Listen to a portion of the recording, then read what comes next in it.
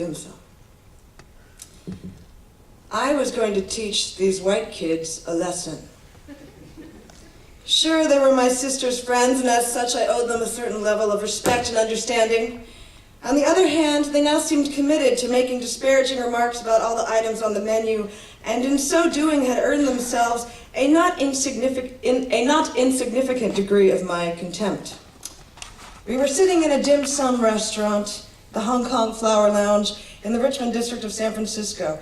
We were a group of maybe 8, 5 of whom had never been to dim sum before, ever, in spite of having lived in the Bay Area for close to a decade. How do you live in the Bay Area with Asian friends for nearly a decade and not go to dim sum? You'd have to try extra hard to avoid it.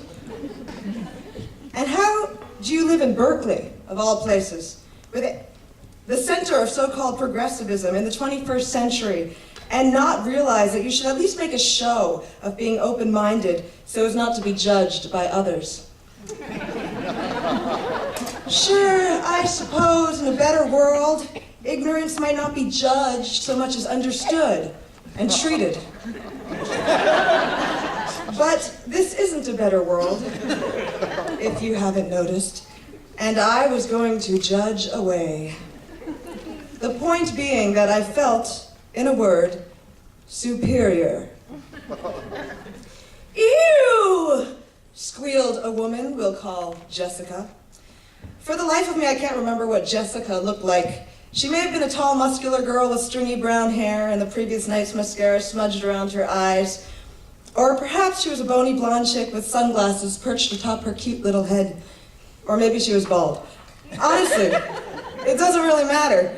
But let's just say she was a bony blonde chick for the sake of the story.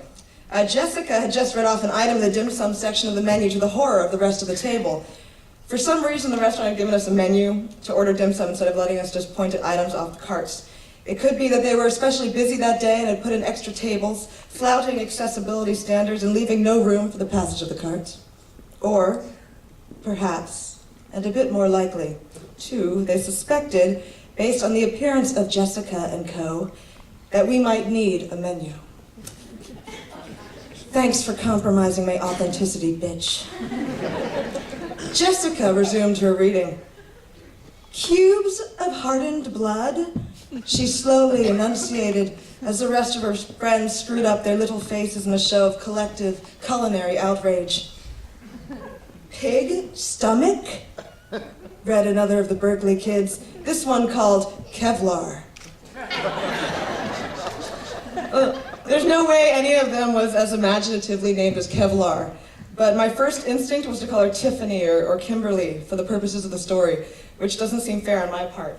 And I don't want to be as unimaginative as Kevlar's actual parents, or whoever was responsible for the evidently forgettable name she had in real life were. So we'll stick with Kevlar for the sake of the storyteller's integrity. Props to me. Kevlar was the kind of person you would assume to be capable in most respects. Outfitted in some kind of polar fleece, she seemed element resistant, like she went kayaking and mountain biking every weekend. She probably had a water bottle and a Ziploc bag of trail mix in her REI day pack. She seemed like she would, if nothing else, at least pretend that she understood dim sum. You know, in that politically conscious AmeriCorps backpacker kind of way. She did not. Gross, Kevlar said. I wanted to kill her. I wanted to kill them all. Who were these chicks, anyway? And why was I sharing a round table with them at one of my favorite dim sum joints in San Francisco? How did this come to pass? I looked at my sister, the one responsible for bringing them.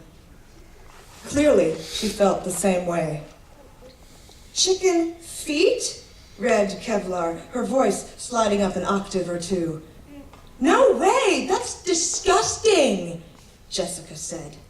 Is that really on there? She added. Just the kick in the face the dead horse was asking for. I'm not really sure who the dead horse is in the story. I think it's a dim sum.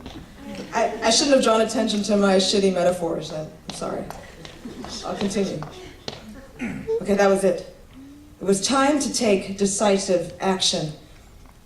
Now, I'd had chicken feet before. They weren't that bad.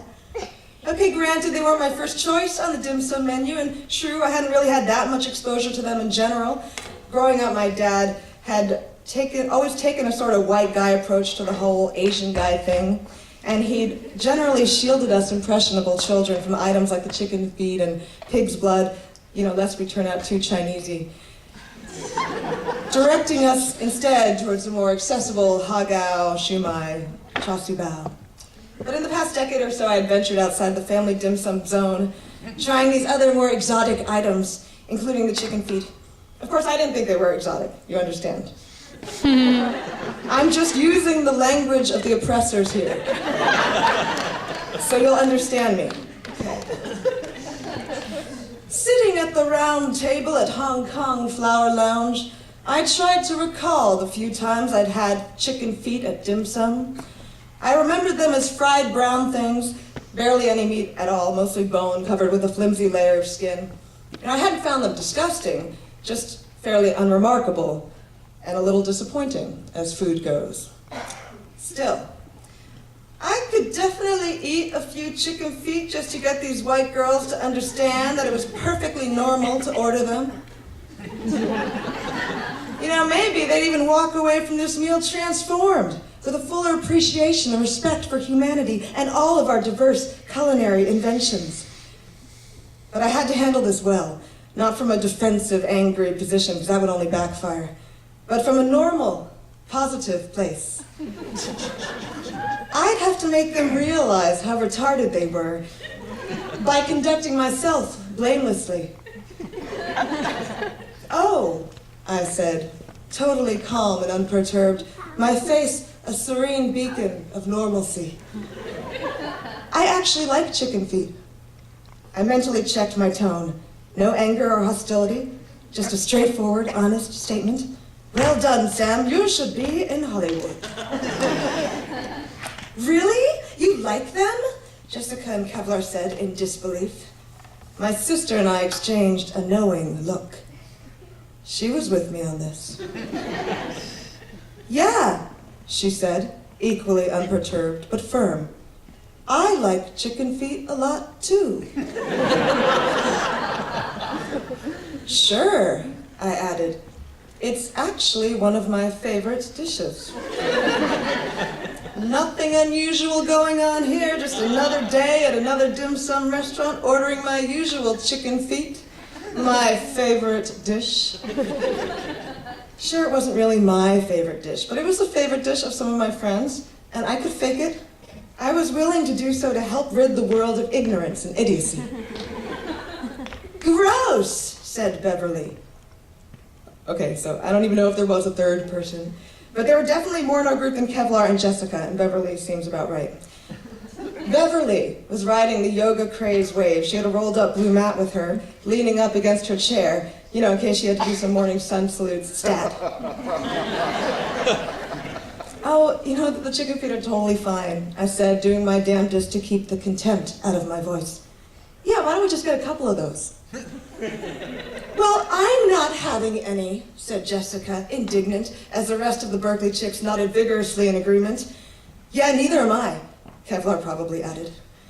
They weren't going to have any either, political correctness aside. Sure, they were willing to go out on the occasional cultural outing and share tapas and sangria. But there were limits.